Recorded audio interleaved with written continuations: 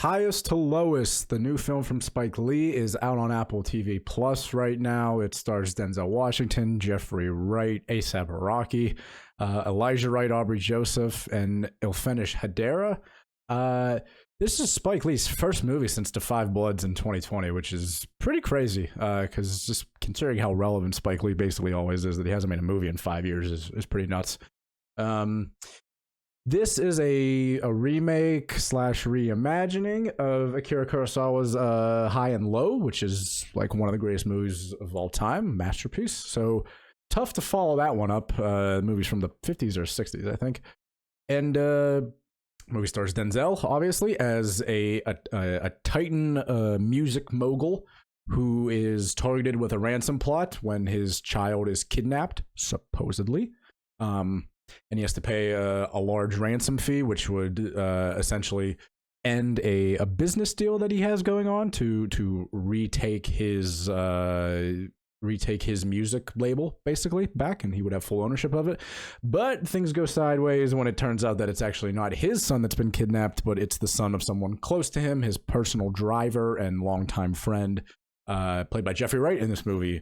And so Jeffrey Wright's son is actually kidnapped, and things ensue, and a plot ensues to, pay the ransom, but also try to get the money back at the same time. And decisions must be made, and families must be dealt with. And what did I think of this movie? It's fine. Like, there's a lot of, this is kind of silly to say, so I apologize, but there's a lot of highs and lows to the movie, highest to lowest. Let's start with the lows. We'll start from the bottom and work our way up. Everyone acting outside of Denzel and Jeffrey Wright, and for some reason A$AP Rocky, are quite poor in this, I would say.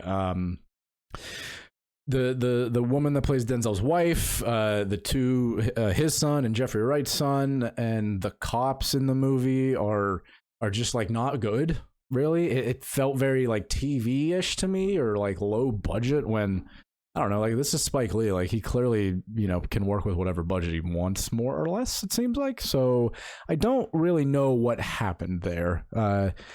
Denzel and Jeffrey Wright are acting circles around everyone, which is fine. Obviously Denzel Washington is just the most magnetic screen presence has basically ever existed, so anytime he's on screen, it's just the best thing ever, more or less. But everyone around him and Jeffrey Wright, especially when Denzel and Jeffrey Wright like butt heads a couple times and are just going back and forth, that's when the movie's at its strongest, easily.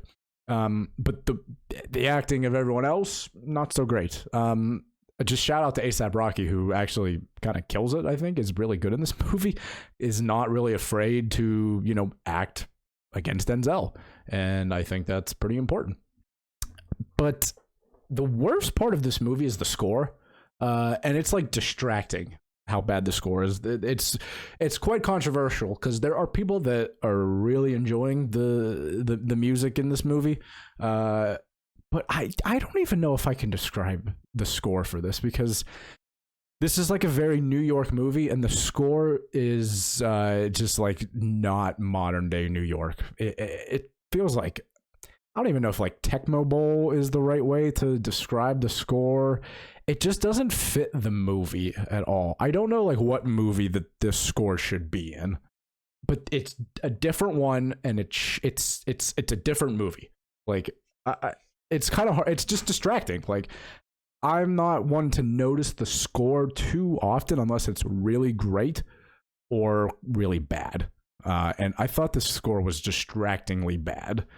And I'm not Spike Lee, who is Spike Lee, like has such a keen ear for like music and stuff, and the scores that he works with are normally quite good, but this is kind of a baffling decision to have the movie be scored in this way. It's one thing if like a score, I'm talking so much about it, but it is really like the worst part of the movie.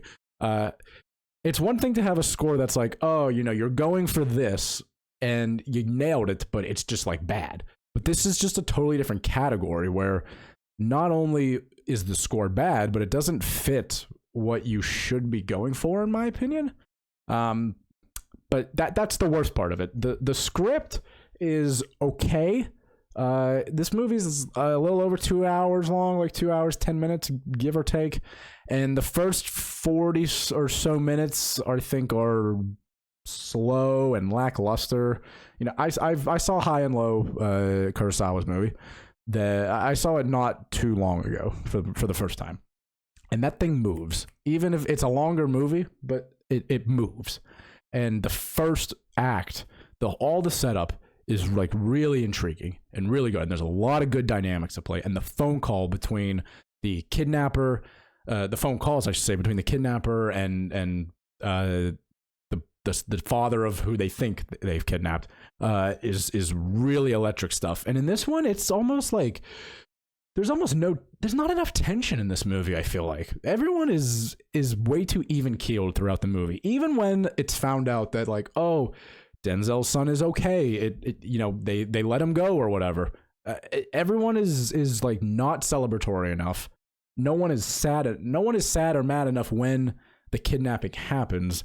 And then when it's found out that it's actually Jeffrey Wright's son that's been kidnapped, that is played like almost very nonchalantly, which is, I guess I get, is kind of the point, because Denzel is, at least at the start of the movie, has absolutely no interest in actually paying the ransom for this child that is not his. Like, he has this business deal going on, and he wants to buy his record label back and own the majority of the shares, so he has like no interest in it. But everyone else around him kind of is also too nonchalant, until there's the one scene with his son where he's like, "What the hell are you doing? Please pay the ransom to get my friend back." That seems fine, but again, the acting, when it's not Denzel, is subpar. And for a Spike Lee movie to have subpar acting is rare, I'd say. Except for Jeffrey Wright, who it plays Denzel's driver and is the father of the actual kidnapped son.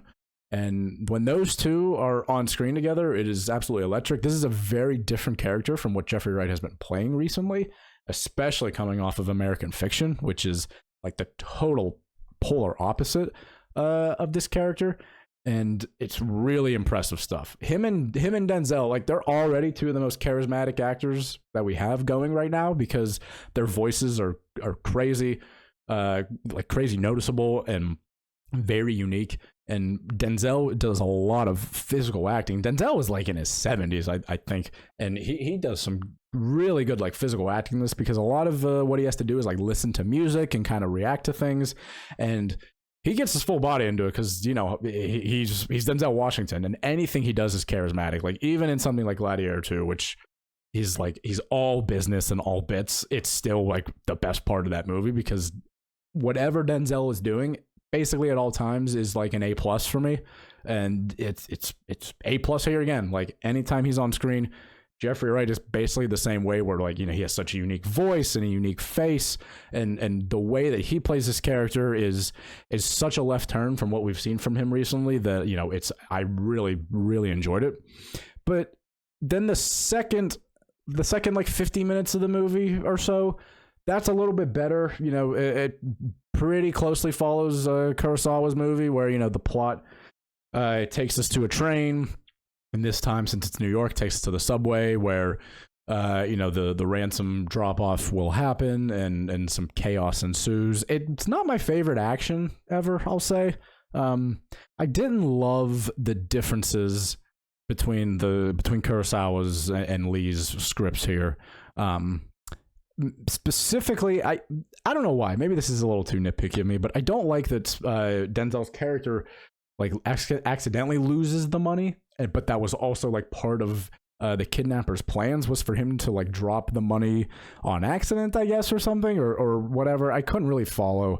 It just seemed like a little too cute for me.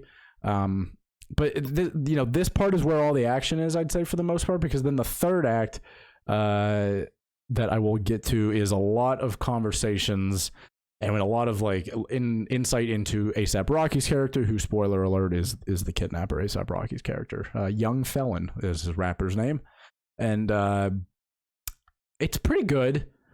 But the movie has like 4 different endings, and one of them is just basically the original high and low ending, which is the kidnapper is in jail, and the mogul meets him in jail, and they have a talk about, we're the same. You're at your highest point, I'm at my lowest point. It's high and low, and since this is the second time, it's highest to lowest. Get it? Haha.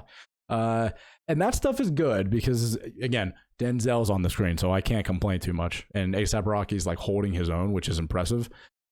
And I thought the movie would end there. I was like, okay, it's the same ending as High and Low, which is fine. You can't really fault the perfect ending. And then there's a music video that plays basically, or maybe it's before the jail scene. I can't remember. But there's just an A$AP Rocky music video like interspliced into this, and maybe it's not the full music video, but it's like a solid 2-minute just music video with A$AP Rocky. I didn't really get that. It just seemed a bit weird. And then there's another scene where throughout the movie, or mainly at the beginning, Denzel's son has been telling him about this new artist that is a lady that he also likes, that maybe they go to school together. I can't remember the connection, but they bring her in for like a tryout for Denzel basically, and she sings like a full song while if someone plays the piano for her, and we all just sit there and like watch her sing for like 3 minutes. It's fine, like she's talented, but why is that how the movie ends? I'm not sure. Like, that is the true ending of the movie, and it's weird. So the movie ends like 3 different times, and 2 of them are like music videos or just like a song while all the other characters are just hanging out. I don't know. Ultimately, I liked this movie. I didn't love it. Like 3 out of 5 territory for me. And I said it in my review on Letterboxd, shameless plug. This movie like just coasts by on the charisma of its actors, where specifically Denzel and Jeffrey Wright, where when these guys are on screen, how mad can I be? Yeah, so ultimately, not that mad. And am I mad that we are in the year 2025 and a Spike Lee Denzel Washington joint is getting released straight to streaming, basically, in every city except New York and LA or whatever? Yeah, I'm pretty mad about that, because I just don't know why. Like, this is free money. Denzel is box office gold, so like, put Denzel Washington movies in theaters, man. What are we doing here? But that's a different story for another day. But that's my review of highest to lowest. Let me know what you thought, and like, comment, subscribe, yada yada yada, and I'll see you in the next review. Goodbye.